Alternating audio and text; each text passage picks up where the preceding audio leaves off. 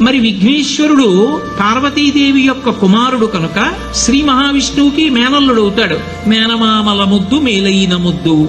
ఓసారి ఎందుకో వైకుంఠానికి తీసుకెళ్లాడు.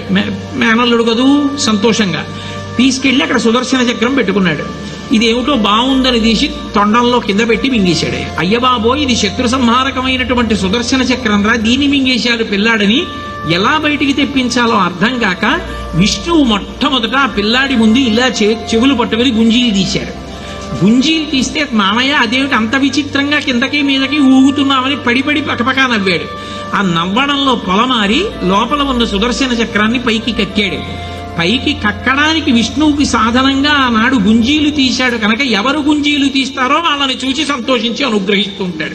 ఇప్పటికీ మీరు పాండిచేరి వెడితే పాండిచేరి రోడ్డు అంతా కూడా గుంజీలు తీస్తూనే కనపడతారు మీకు. విఘ్నేశ్వరుడి యొక్క పూజ అంత తేలిక.